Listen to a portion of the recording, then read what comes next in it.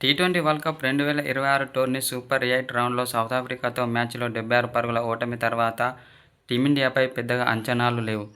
Bharat semis కూడా చేరడం కష్టమని అనుకున్నారంతా. ఎందుకంటే అంతకుముందు గ్రూప్ స్టేజ్లో కూడా భారత జట్టు అదిరిపోయే పర్ఫార్మెన్స్ ఇవ్వలేదు.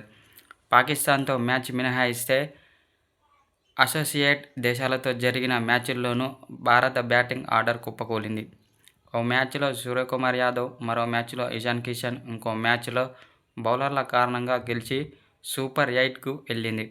సౌతాఫ్రికా చేతిలో 76 పరుగుల తేడాతో ఓడిన తర్వాత సంజు శాంసన్ తుది జట్టులోకి వచ్చాడు.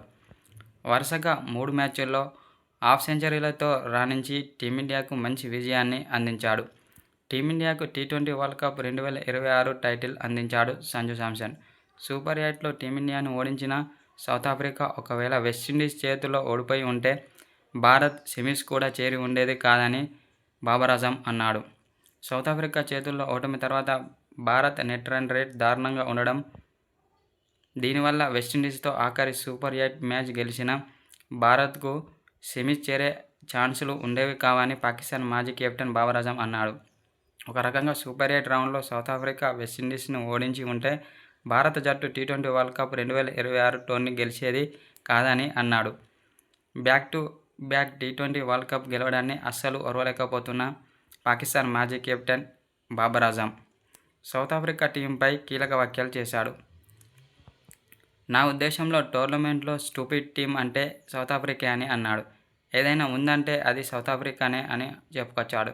వాళ్ళు సూపర్ 8 రౌండ్లో వెస్టిండీస్తో జరిగిన మ్యాచ్లో ఓడిపోయి ఉంటే భారత జట్టు టోర్నీ నుంచి బయటికి వెళ్లిపోయి ఉండేదని చెప్పుకొచ్చాడు. కనీసం సెమీఫైనల్ కూడా వచ్చి ఉండేది కాదని అన్నాడు. భారత్ను బయటికి పంపించే అద్భుతమైన ఛాన్స్ ఉన్నా కూడా వాళ్ళు దాన్ని వాడుకోలేకపోయారని బాబర్ ఆజమ్ అన్నాడు. టీ20 వరల్డ్ కప్ గెలిచేవాళ్లు కాదని అన్నాడు. టీ20 వరల్డ్ కప్ 2026 టోర్నీలో సెమీఫైనల్ వరకు టాప్ క్లాస్ విజయాలు అందుకుంది.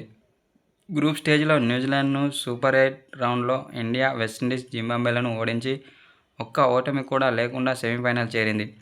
ఇండియాపై 76 పరుగుల తేడాతో భారీ విజయం అందుకున్న సౌతాఫ్రికా జట్టు వెస్టిండీస్తో జరిగిన మ్యాచ్లో 9 వికెట్ల తేడాతో విజయం సాధించింది. అయితే గ్రూప్ స్టేజ్లో తమను ఓడించిన సౌతాఫ్రికాని సెమీఫైనల్లో చిత్తు చేసింది న్యూజిలాండ్ జట్టు. సెమీస్లో సౌతాఫ్రికాను చిత్తు చేసిన న్యూజిలాండ్ భారత్తో జరిగిన టీ20 వరల్డ్ కప్ 2026 ఫైనల్లో 96 పరుగుల తేడాతో దారుణంగా ఓడిపోయింది.